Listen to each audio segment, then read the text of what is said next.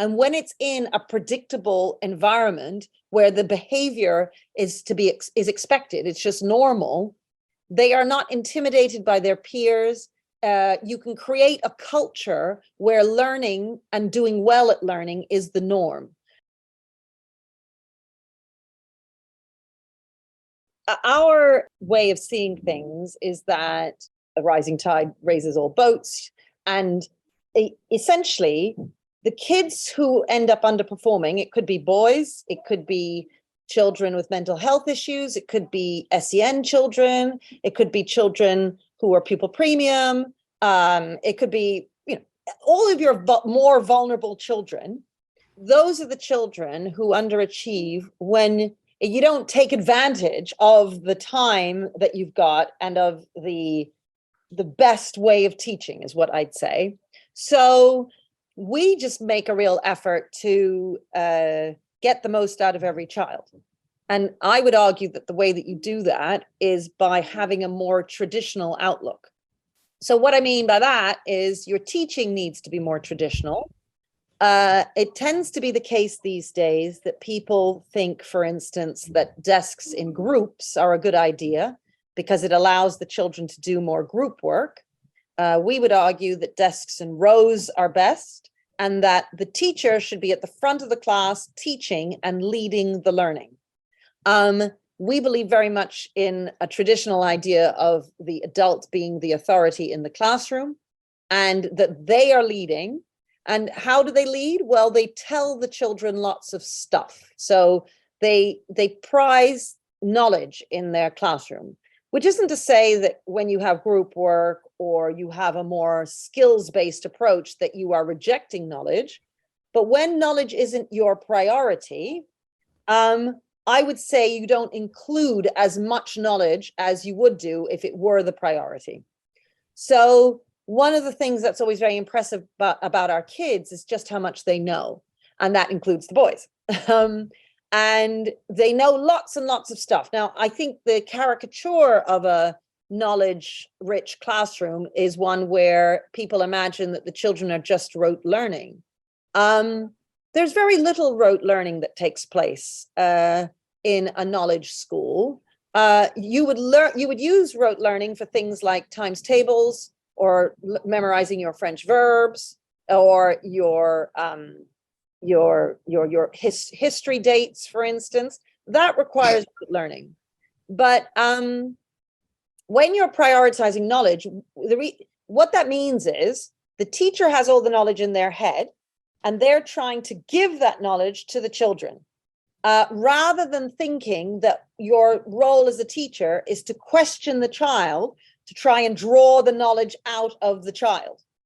Because we would argue that unless you put the knowledge into the child isn't going to have the knowledge. The only way they can access it is if somebody is putting it into them. So you make sure that you put the knowledge into the child can then do this with it.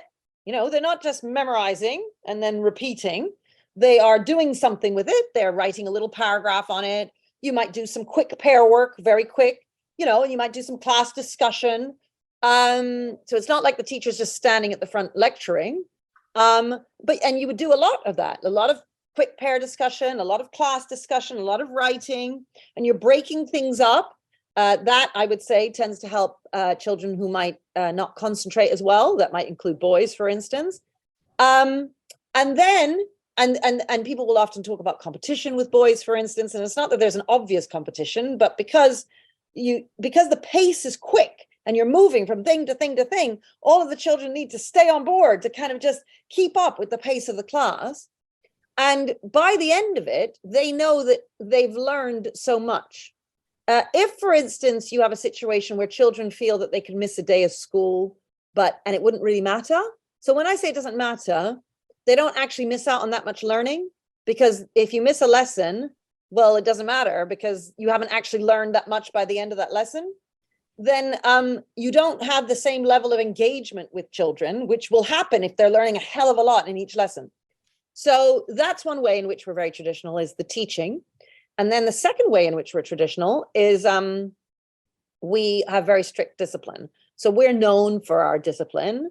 That doesn't mean that we're shouting at the kids all day. In fact, we rarely shout. But what we are is just very consistent. And we have a system of merits and demerits. I mean, you could have a point system. It doesn't matter what the system is, but the system is the same in every single classroom. So everybody knows that 1 demerit means that's a warning, 2 demerits means a detention, 3 demerits means you're removed from the class. And because everybody's using the same system, that predictability and consistency in every classroom allows children to feel empowered, and it builds their self-esteem.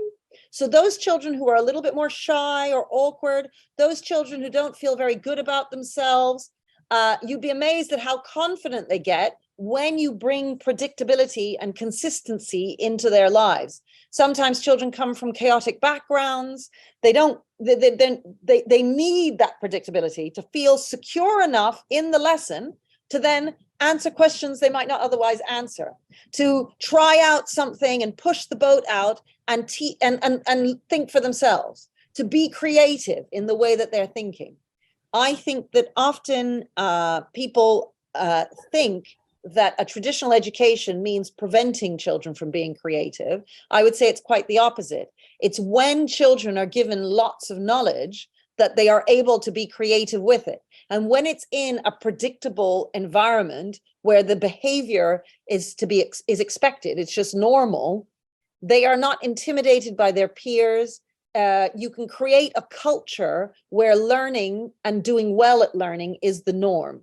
And then that way, boys, for instance, are not thinking, well, I need to be the cool one here. I need to show that actually I don't know anything. You want to create a culture which is sort of a nerdy culture of, you're the smart one if you're reading loads of books. You're the smart one if you are able to answer loads of questions and so on. And if everybody then buys into that, and there's no room not to buy in because of the consistency that exists everywhere and the very strict discipline, it means that your naughty boys, who can often be very bright, end up really flying and doing very well, because they're able to be recognized for something. I would argue that children, not just boys, frankly, anybody really, girls as well, if they're not able to be recognized for their intellect or for their achievements academically, they will try and find other ways to be recognized. And the way in which they do that is by knocking little Johnny and knocking little Mike, and by misbehaving, because then it's, look at me, I'm in charge here, as opposed to, look at me, I'm answering all the questions and I'm getting stuff right and I'm really clever, look at me, So that's why I would say the quality of the teaching and the quality of the discipline are so important to create an environment where your more vulnerable children do not fall off, at the edges. Because your kids are not vulnerable; they'll always be okay no matter what you do. It's all your other kids on the edge that this system helps really. And the third thing I'd say is just in terms of the values children are being taught. You want to make sure that they're surrounded by the kinds of values where they understand that their own poor behavior doesn't reflect only just on them. It reflects on the entire class. It reflects on their form tutor and their head of year and on their families. That when you misbehave, you are not just bringing yourself into disrepute, you're bringing all these other people into disrepute. And that you carry that responsibility on your shoulders. So there's a sense of personal responsibility, and there's also a sense of duty towards others, duty towards my teammates, duty towards my school. And that role is something that should be taken seriously and valued, so that they feel important. Because again, I would say that children can often act out where they feel that they are not valued and where they're not seen. But if the values of the school make them feel like their behavior matters, right? And they're not just getting into trouble all the time, they're able to behave well because there is so much support around them, because the fence is pulled in tightly. What you're then able to do is celebrate when they're doing all of these wonderful things. And when they do their quizzes every week, because we do quizzes in every subject every single week. There's constant testing, right? We do biannual exams.